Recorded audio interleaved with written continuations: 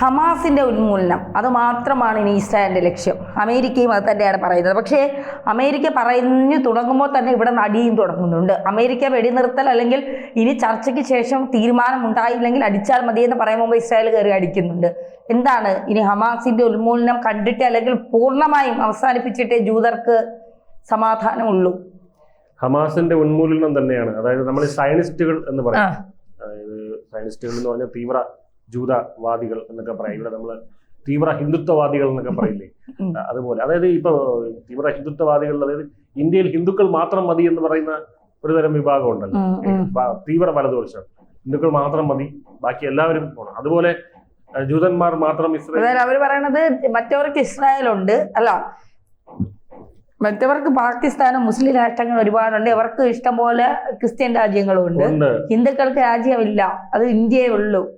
ആ പറയുന്നവന്റെയൊക്കെ മോഹം പിടിച്ച് നല്ല റോഡുണ്ടല്ലോ, അതിൽ പിടിച്ച് ഒരച്ചങ്ങ് തീർത്തു. അതോടെ അവന്മാരെ ഇതങ്ങ് കടിയങ്ങ് തീരും. അത് അങ്ങനെ തന്നെ ഇസ്രായേലിൽ അതുപോലെ പറയുന്നവരുണ്ട്. അപ്പൊ അങ്ങനെയുള്ള കുറച്ച് ആൾക്കാരാണ് ഇപ്പോൾ ഈ ഹമാസിനെതിരെ രണ്ട് പക്ഷമായിട്ട് തിരിഞ്ഞിരിക്കുകയാണ്. അതായത് ജൂതന്മാരിൽ തന്നെ രണ്ട് പക്ഷം.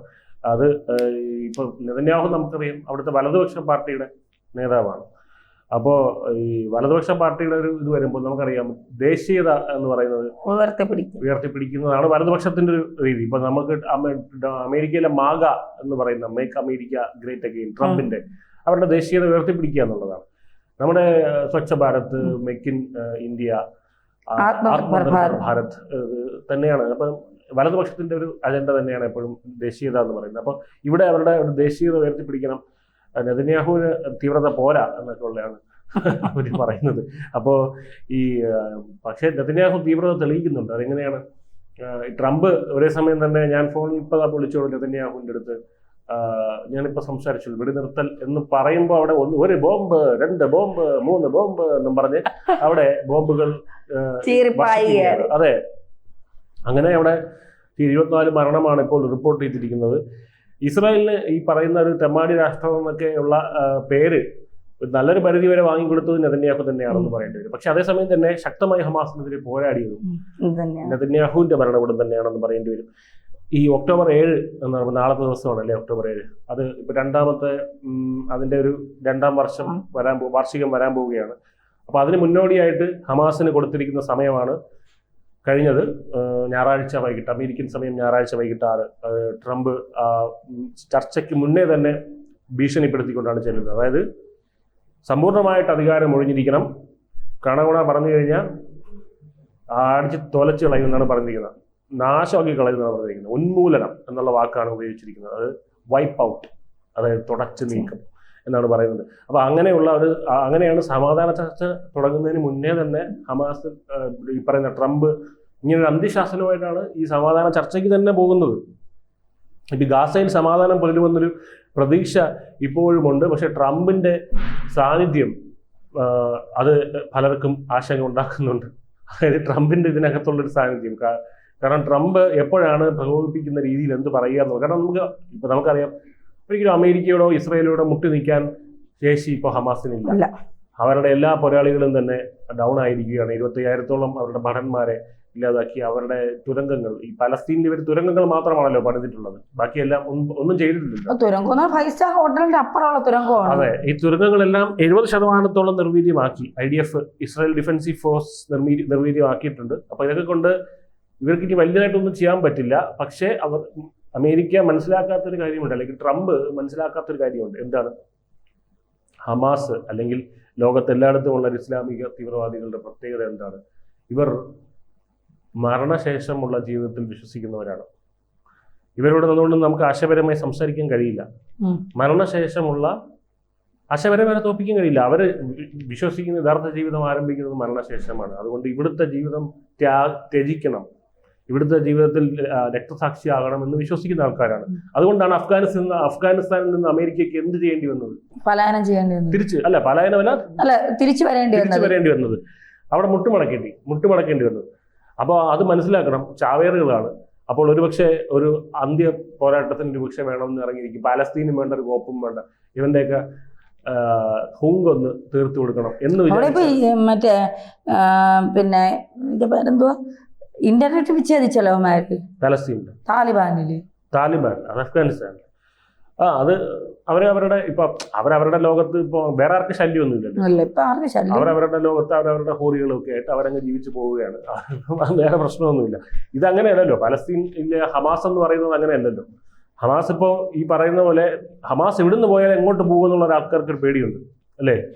ഹമാസ് ഇനി ഇവിടുന്ന് അതാണ് അഫ്ഗാനോടല്ലേ പാകിസ്ഥാനിലായിരിക്കും എന്നുള്ള നമുക്ക് ഭയമില്ല. നമ്മുടെ കയ്യിൽ അത്യാധുനിക സംവിധാനങ്ങളെല്ലാം ഉണ്ട്. പക്ഷേ ഇവന്മാരുടെ ഒരു സ്വഭാവം എന്ന് പറഞ്ഞാൽ വിജയ് പറയും പോലെ ചാവേറുകളാകാൻ രക്തസാക്ഷികളാകാനും ഭയമില്ലാത്തവന്മാരാണ്. അപ്പോൾ എന്തും ചെയ്യാം. കാരണം മരണത്തെ ഭയമില്ലാത്തവരെ നമ്മളൊന്നും പറഞ്ഞിട്ട് കാര്യമില്ല എന്നുള്ളതാണ്. ഒന്നും പറയില്ല. അത് ഇപ്പൊ ഇറാൻ തന്നെ ഫത്വ പ്രഖ്യാപിച്ചിരുന്നല്ലോ കുറച്ചാൾ മുന്നേ ട്രംപിനും നെതന്യാഹുവിനെതിരെ.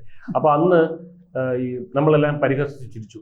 പക്ഷേ അന്ന് പറഞ്ഞൊരു കാര്യമുണ്ട്, ഈ ഫത്വ എന്ന് പറയുന്നത് ലോകത്തുള്ള ഏത് മുസ്ലിമിനും അത് ഏറ്റെടുക്കാം, അല്ലെങ്കിൽ ആ ഇസ്ലാമിൽ വിശ്വസിക്കുന്ന ഏതൊരാൾക്കും ഏറ്റെടുക്കാം. മുസ്ലിം തന്നെ ആവണമെന്നില്ല, ഇസ്ലാമിൽ വിശ്വസിക്കുന്ന ഏതൊരാൾക്കും ആ ഫത്വ ഏറ്റെടുത്ത് വധിക്കാം. അതൊരു പക്ഷേ ട്രംപിന്റെ സെക്യൂരിറ്റി ഗാർഡിൽ അങ്ങനെ ഒരാളുണ്ടായിക്കൂടെ? ഉണ്ടാകാം. നമ്മളെ ഇന്ദിരാഗാന്ധി അങ്ങനെയാണല്ലോ കൊല്ലപ്പെട്ടത്. അപ്പൊ അതുകൊണ്ട് അതിനെ നമ്മൾ ഒരിക്കലും ഇവരെ അണ്ടർ എസ്റ്റിമേറ്റ് ചെയ്യരുത്. അത് നമ്മൾ പരിഹസിച്ച് ഇത് ചെയ്യരുത്. അപ്പൊ അതുകൊണ്ട് തന്നെ ഇസ്രായേൽ ഇപ്പൊ ട്രംപിന്റെ ഒരു 20 ദിന ഇതുണ്ടല്ലോ കരാറ്, 20 ദിന ഇതെല്ലാം തന്നെ ഒട്ടുമിക്ക ഹമാസിന്റെ ആവശ്യങ്ങളും അംഗീകരിച്ച ഒരു ഇതാണ്. പാലസ്തീൻ എന്ന സ്വതന്ത്ര രാജ്യം, റിപ്പബ്ലിക് രാജ്യം, അവർക്ക് അവരുടെ ഭരണാധികാരി, ഇതെല്ലാം ഉണ്ട്. പക്ഷെ താൽക്കാലികമായിട്ട്, അതായത് ഇപ്പോൾ ഹമാസിന്റെ കയ്യിൽ നിന്ന് ഒരു ജനാധിപത്യ സർക്കാരിലേക്ക് പോകുന്നത് വരെയുള്ള ഒരു കാലഘട്ടമുണ്ടല്ലോ. അതായത് നമ്മൾ ഇപ്പം ഇന്ത്യ സ്വതന്ത്രമായത് 1947 പക്ഷെ കേരളം രൂപീകരിക്കപ്പെട്ടത് എപ്പോഴാണ്? 56. ഈ ഒരു കാലഘട്ടം ഉണ്ടല്ലോ, 49 വർഷത്തോ അതുപോലെ ഒരു കാലഘട്ടം ഉണ്ടായിരിക്കും ഗസയിൽ. ഇനി പെട്ടെന്ന് ഒരു ദിവസം നാളെ തൊട്ട് അങ്ങ് റിപ്പബ്ലിക് ആവില്ല. ഇപ്പൊ ഇന്ത്യ തന്നെ 47 സ്വതന്ത്രമായെങ്കിൽ 50 റിപ്പബ്ലിക് ആവുന്നത്. അപ്പോൾ ഒരു ഇടക്കാല കാലഘട്ടം ഉണ്ടായിരിക്കും. അത് എത്ര കാലം ഉണ്ടായിരിക്കും എന്നറിയില്ല. ചിലപ്പോൾ അത് നീട്ടിക്കൊണ്ട് പോകുമെന്നറിയില്ല. പക്ഷേ അവിടെ ഗസയുടെ തലപ്പത്തിരിക്കാൻ വരുന്നത് മുൻ UK പ്രധാനമന്ത്രിയാണ്. ഈ മുൻ UK പ്രധാനമന്ത്രിയാവുന്നവർക്ക് പ്രശ്നമില്ല. ഇദ്ദേഹത്തിന്റെ നിലപാടെന്ന് പറയുന്നത് ഇതുപോലെ തന്നെ എന്താണ്, തീവ്ര വലതുപക്ഷമാണ്. അതായത് ഇസ്ലാമിക വിരോധം, പിന്നെ ഇറാഖിനെ നശിപ്പിച്ച ആൾ, അതായത് ബുഷിന്റെ കൂടെ ചേർന്ന് നിന്ന് ഇറാഖിനെ നശിപ്പിച്ച ആളാണ് ഈ ടോണി ബ്ലെയർ എന്ന് പറയുന്നത്. അതാണ് ഗസയിൽ ഇരിക്കാൻ വരുന്നത്. അപ്പൊ ഹമാസിന് അങ്ങേറ്റത്തെ പേടി സ്വപ്നമാണ്. അതായത് ഇത്രയൊന്നും ഇനി ചെയ്യേണ്ടായിരുന്നു എന്ന് അവർക്കിപ്പോൾ തോന്നുന്നുണ്ടായിരിക്കും. ഇതിന് മുന്നേ ഗസ പലവട്ടം കിട്ടിയിട്ടുണ്ട് കയ്യിൽ. കൊണ്ടുപോയി ജീവിക്കുക എന്ന് പറഞ്ഞ് ഇസ്രായേൽ കൊടുത്തിട്ടുണ്ട്. അന്നെല്ലാം ഇവർ കാണിച്ച നെകളിപ്പ് ആണ് ഇപ്പൊ ഇവിടം വരെ എത്തിച്ചത്. അപ്പൊ ഇതൊക്കെ ഇപ്പൊ വേണ്ടായിരുന്നു എന്നുള്ളൊരു തോന്നൽ ഹമാസിന് ഇപ്പോൾ ഉണ്ടായിരിക്കാം. ചർച്ചകൾ തുടങ്ങുന്നതിന് മുന്നേ തന്നെ ഹമാസിന് അന്ത്യശാസനം കൊടുത്തത് വലിയ വിമർശനങ്ങൾ കൊണ്ടുവരുന്നുണ്ട് ട്രംപിന്. ശരിക്കും ഇയാൾക്ക് സമാധാനം, അതായത് നമ്മൾ പറയില്ലേ കമ്മ്യൂണിസ്റ്റുകാരുടെ ആവശ്യം എന്താണ്? അതായത് ദാരിദ്ര്യം നിലനിൽക്കണം, കമ്മ്യൂണിസ്റ്റുകൾ. അതുപോലെ ഇവിടെ ഇദ്ദേഹം സമാധാനം ഇല്ലായ്മ നിലനിൽക്കണം, എന്നാലേ ട്രംപിന് പ്രസക്തി ഉള്ളൂ എന്നുള്ളത് പോലെയാണ് കാര്യങ്ങൾ. അപ്പോൾ അങ്ങനെ സമാധാന ചർച്ചകളിലെ ഈ ആശങ്കകളൊക്കെ ഒരു വശത്ത് അവിടെ നിൽക്കുന്നുണ്ട്. അമേരിക്കയുടെ സഖ്യകക്ഷിയായിട്ടുള്ള ഇസ്രായേലിനെയും പ്രധാനമന്ത്രി ബെഞ്ചമിൻ നെതന്യാഹുവിനെയും ട്രംപ് തള്ളി പറയുന്നില്ല. നെതന്യാഹു ട്രംപിനെ ധിക്കരിക്കുമ്പോഴും അത് എടുത്ത് പറയേണ്ട കാര്യമാണ്. എന്തായാലും ഹമാസ് ഈ പറയുന്ന കാര്യം, ഹമാസിന്റെ നിരായുധീകരണം അംഗീകരിച്ചിട്ടില്ല.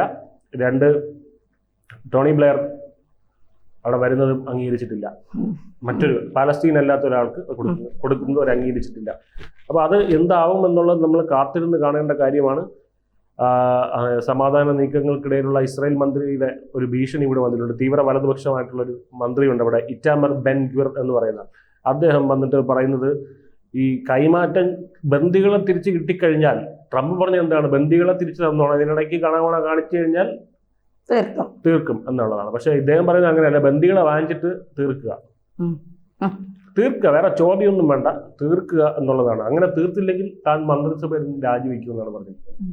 അപ്പം നെതന്യാഹുവിന് സമ്മർദ്ദം കൊടുക്കുകയാണ്. നെതന്യാഹു ഈ സമ്മർദ്ദത്തിൽ വീഴുമെന്നുള്ളത് എനിക്കറിയില്ല. പക്ഷേ ഇങ്ങനെ ഒരു പക്ഷം ജൂതന്മാർ അവിടെ ഉണ്ട് എന്നുള്ളതൊരു സത്യമാണ്. അതുകൊണ്ടാണ് നെതന്യാഹുവിന് ഈ ട്രംപിന്റെ ഇത് എന്താ പറയണ്ട, ട്രംപിന്റെ വാക്ക് പോലും ഉൾക്കൊള്ളാൻ കഴിയാതെ വീണ്ടും ആക്രമണം അവിടെ തുടരുന്നത്, 24 പേര് കൊല്ലപ്പെടുന്നത്. കാരണം അത്തരത്തിലൊരു മന്ത്രിസഭയിൽ പോലും അങ്ങനെ ഒരു സ്പ്ലിറ്റ് ഉണ്ട് എന്ന് വേണം നമ്മൾ ഇതിൽ നിന്ന് മനസ്സിലാക്കാൻ.